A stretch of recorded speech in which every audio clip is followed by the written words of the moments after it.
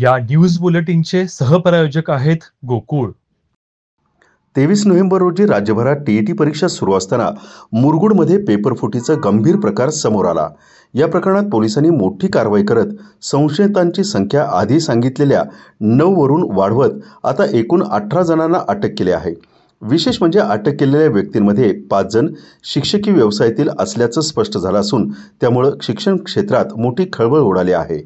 पेपरफुटीची ही राज्यातील पहिली मोठी घटना मानली जात असून या प्रकारामुळे प्राथमिक ते उच्च शिक्षण व्यवस्थेवरील विश्वास डळमळीत होत असल्याची भावना व्यक्त होत आहे। अटक झालेल्या शिक्षकांचा प्राथमिक, माध्यमिक की उच्च माध्यमिक विभागाशी संबंध आहे हे अद्याप अधिकृतरित्या स्पष्ट केलेलं नाही। तपासात पुढे एक महत्त्वाची माहिती समोर आली आहे। या प्रकरणातील मुख्य सूत्रधार महेश गायकवाड याला 29 नोव्हेंबरपर्यंत पोलीस कोठडी सुनावण्यात आली आहे, तर दुसरा प्रमुख संशयित राहुल पाटील याला 27 नोव्हेंबरपर्यंत पोलीस कोठडी देण्यात आली आहे। उर्वरित 16 जणांना न्यायालयीन कोठडी सुनावण्यात आली आहे।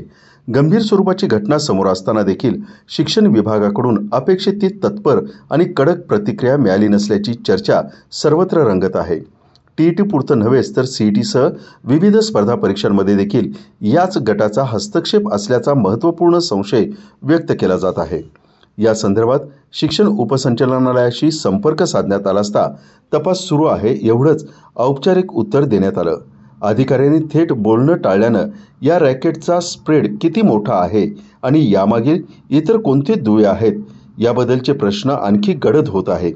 पेपरफुटीच्या या प्रकरणामुळे शिक्षण प्रक्रियेवरील विश्वासाला मोठा धक्का बसला असून पुढील परीक्षा सुरक्षेबाबत काही गंभीर प्रश्न देखील उपस्थित होत आहेत।